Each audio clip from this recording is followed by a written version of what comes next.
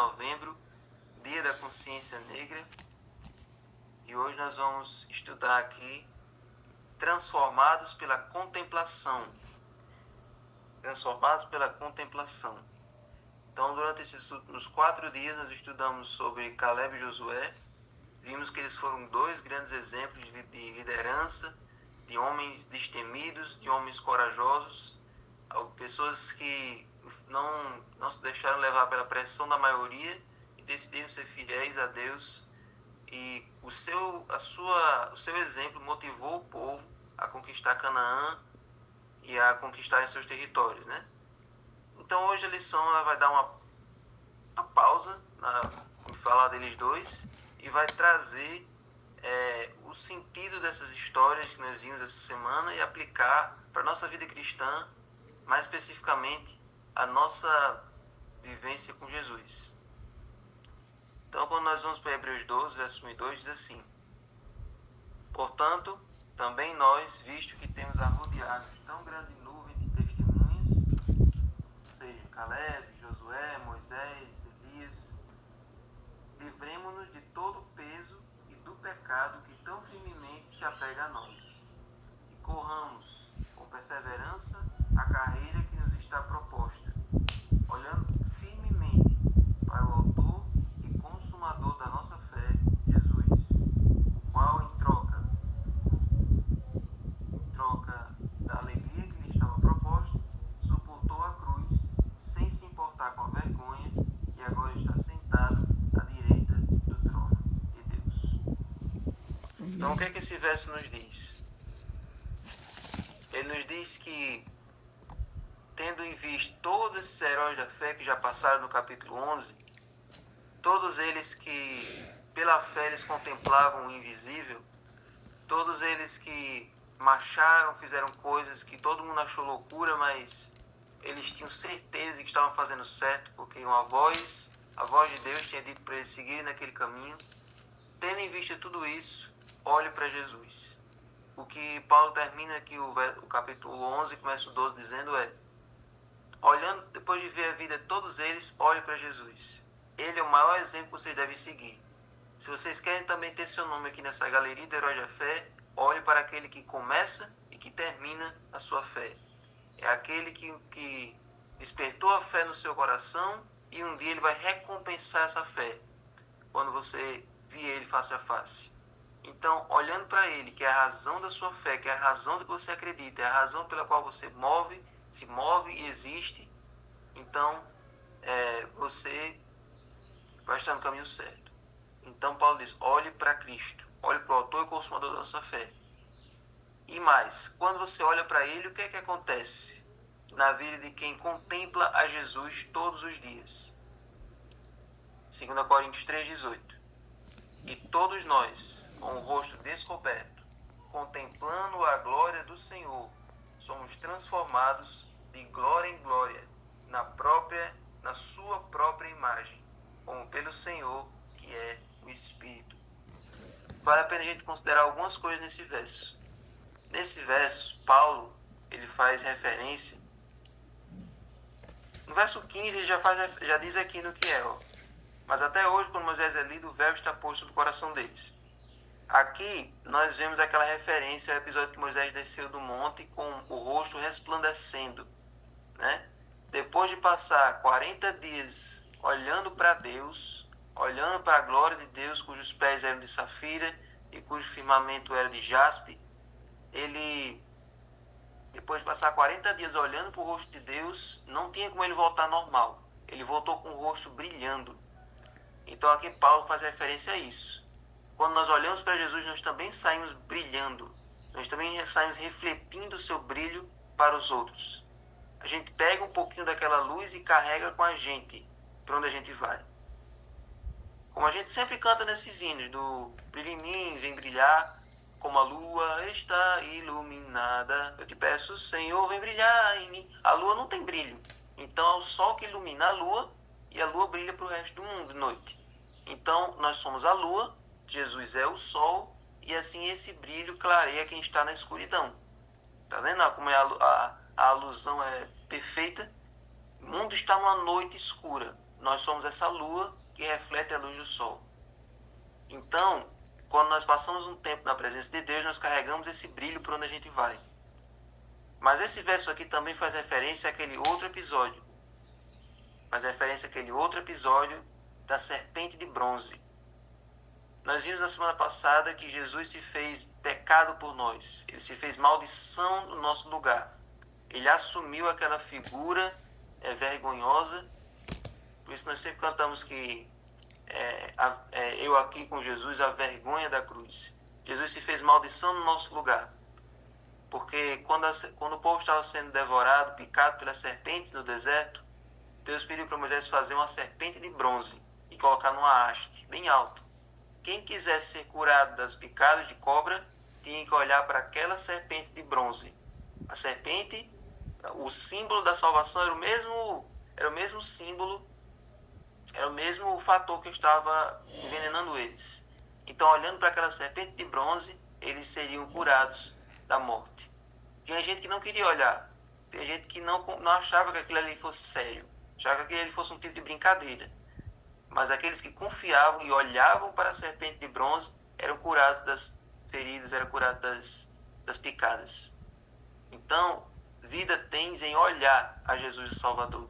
Quando a gente olha para Ele, nós somos salvos da morte e assim nós vivemos e somos transformados de glória em glória na sua própria imagem. Amém. Sabe uma coisa? Quando Deus criou Adão e Eva, Deus fez o homem em sua própria imagem e semelhança. Mas o pecado fez uma separação a ponto de nós não mais nos parecermos tanto com Deus. Nós ainda refletimos a imagem de Deus, mas já não refletimos mais o seu caráter. Já não refletimos mais a sua natureza.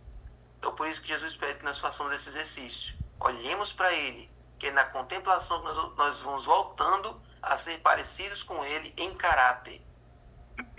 Não só fisicamente, mas em caráter. Então aqui na lição fala que existe no nosso cérebro os neurônios espelho.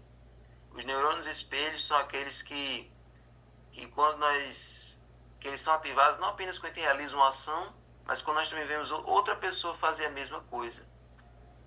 Na natureza, na psicologia também existe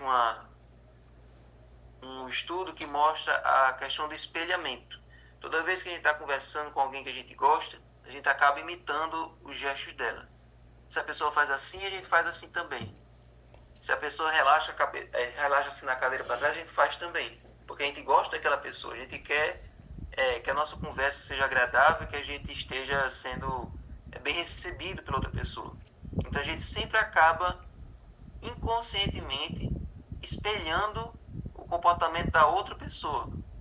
Então, quando nós contemplamos a Cristo, nós acabamos espelhando o comportamento de Cristo. Sabia disso? A gente acaba espelhando o comportamento de Cristo. E Ellen White diz aqui, olha, a benignidade e o amor para com nossos semelhantes se torna um instinto natural.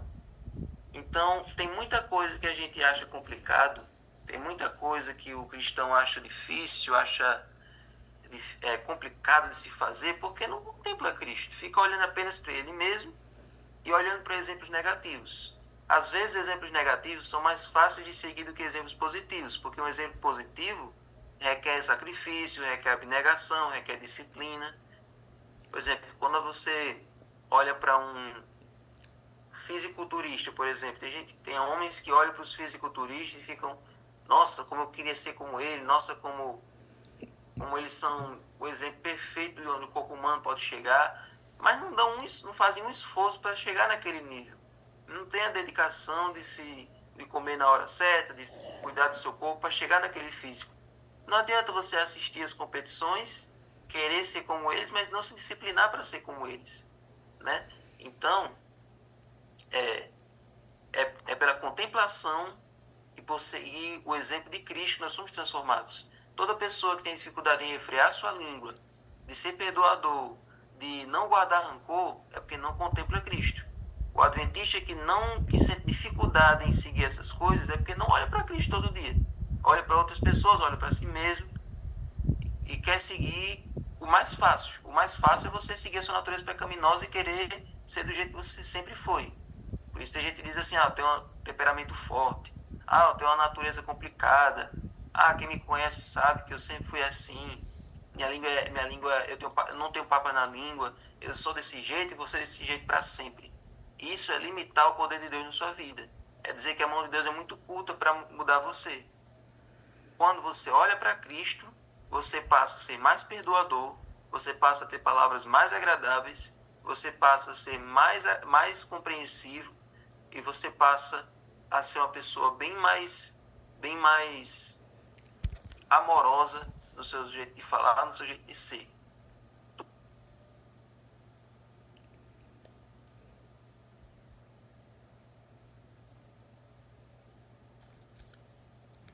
Aqui travou. Travou aí também? Meu travou também. Travou também.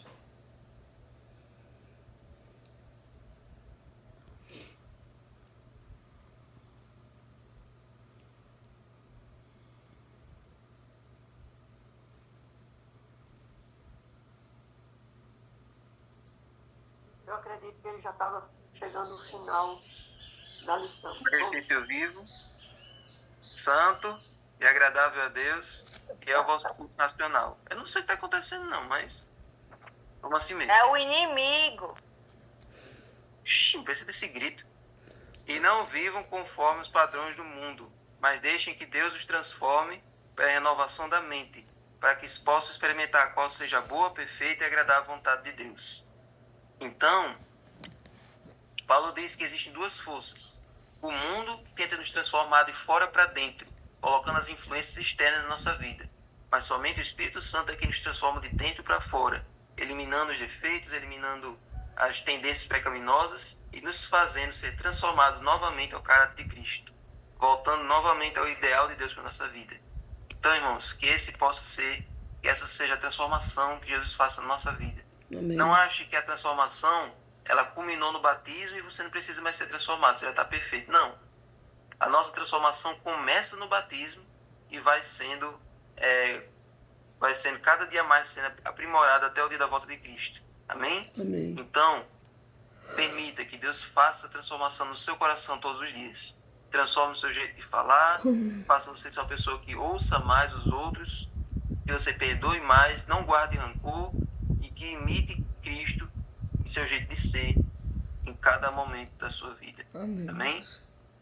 Senhor Deus, agora, Senhor, abençoe o estudo do livro, vamos pedir mais, dá-nos uma boa manhã e que esse dia possa ser um dia de bênçãos e de paz para cada um de nós. Nos ajuda a ser como Tu és, ser igual a Cristo, refletir o Teu caráter e olhar para Ti assentado aos Teus pés todos os dias. Em nome de Jesus. Amém. Amém.